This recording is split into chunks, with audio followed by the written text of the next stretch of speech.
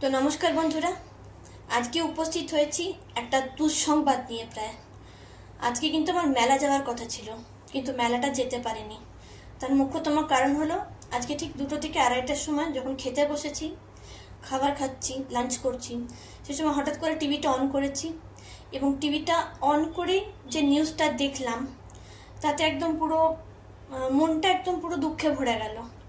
তার অন্যতম কারণ হলো যে নিউজটা ছিল সেটা হলো যে আজকে যে এয়ার ইন্ডিয়া প্লেন ক্র্যাশটা হয়েছে, বিমান ক্র্যাশটা, যেটা বোয়িং ড্রিম লাইনার যে বিমানটা ক্র্যাশ হলো আজকে গুজরাতে, সেটার সম্পর্কে। সেখানে 242 জন যাত্রী ছিল সেই বিমানের মধ্যে, এবং বিমানটা যেভাবে ক্র্যাশ হয়েছে আর যেভাবে ওরা মারা গেছে সেটা দেখে আজকে মনটা একদম দুঃখে ভরে গেছে। একদমই ভালো লাগছে না কিছু। যতটুকুনি জানতে পারছি নিউজ চ্যানেলের মাধ্যম দিয়ে, যে ওর মধ্যে 169 জন ইন্ডিয়ান যাত্রী ছিল, ইন্ডিয়ান, আর 52 জন ছিল ব্রিটিশ নাগরিক, 7 জন ছিল পর্তুগিজ, আর 1 জন ছিল কানাডিয়ান। তার মধ্যে ছিল 2টো সদ্যজাত নিউবর্ন বেবি, আর 8 থেকে 11 জন ছিল শিশু। তো এইসব শোনার পর, দেখার পর মনটা দুপুরের পর থেকে একদমই আর ভালো নেই। প্লেনটা সম্ভবত 1টা বা 1:30টার সময় টেক অফ করেছিল, কিন্তু সেটা নিজের গন্তব্যস্থলে পৌঁছাতে পারলো না। আহমেদাবাদ থেকে এই ফ্লাইটটা যাওয়ার কথা ছিল লন্ডনের গ্যাটউইকে, কিন্তু সেটা আর পৌঁছাতে পারলো না।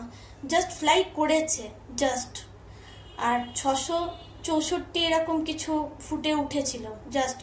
তারপরেই দেখা গেছে যে পাইলট ইঞ্জিনটাকে যখন স্টার্ট নিচ্ছে যে উপরে ওঠার জন্য, কিছুতেই আর কিছু করতে পারছে না।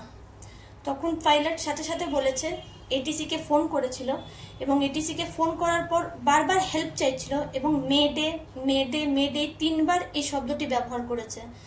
তো মেডে কি? মেডে হলো যখন সবকিছু শেষ, যখন আর কিছু করার নেই, এরপর পাইলটের হাতে কি কারোর হাতেই কিছু নেই, তো সেটাকেই বলা হয় মেডে। এটা হলো একটা ফ্রেঞ্চ ভাষা। তো পাইলট হেল্প চেয়েছিল, এটিসিতে ফোন করেছিল, এটিসি যখন আবার ঘুরে ফোন করেছে তখন কিন্তু পায়নি। তার আগে কিন্তু এই দুর্ঘটনা ঘটে গেছে। তো শুধু এখানেই থেমে থাকেনি ব্যাপারটা, 242 জন তো মারাই গেছে। তার সাথে প্লেনটা যেখানে ক্র্যাশ করেছে ওটা হলো আহমেদাবাদ। তো যেখানে প্লেনটি ক্র্যাশ করেছে সেটা হলো একটা মেডিকেল হোস্টেল, যেখানে অনেক যারা একদম ছাত্ররা ছিল, ছাত্ররা সব নতুন নতুন, যারা একদম নিউ কামার, তারা কিন্তু ওখানে পড়াশোনা করতো। জুনিয়র ডাক্তার, তারা কিন্তু ওখানে পড়াশোনা করতো। সেই সময় তারাও লাঞ্চ করতে বসেছিল, এবং কিছুই বোঝার আগে তাদের ওই বিল্ডিং এর মধ্যেই এসে প্লেনটা ক্র্যাশ করেছে, এবং স্পটে 20 জন মারা গেছে। 20 জন জুনিয়র ডাক্তারকে আমরা হারিয়ে ফেলেছি এই মুহূর্তে দাঁড়িয়ে। জানি না কি বলবো। তাদের প্রত্যেকের পরিবারকে আমাদের তরফ থেকে, সুইটবং চ্যানেলের তরফ থেকে, এবং আমাদের পরিবারের তরফ থেকে সমবেদনা জানাই।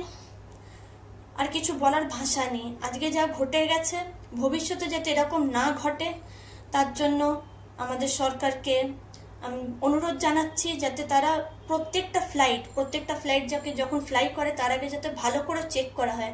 কারণ আমরা প্রত্যেকেই যখন ফ্লাইটে বসছি, আমরা প্রত্যেকেই কিন্তু সেই টাকাটা দিচ্ছি, এবং সেই পরিষেবাটা পাওয়ার জন্য যাতে আমরা একদম নিশ্চিন্তে, নির্বিঘ্নে এবং নির্দ্বিধায় যাতে ফ্লাইটটা করতে পারি, এবং সঠিক জায়গায় আমরা যাতে আমাদের গন্তব্যস্থলে পৌঁছাতে পারি।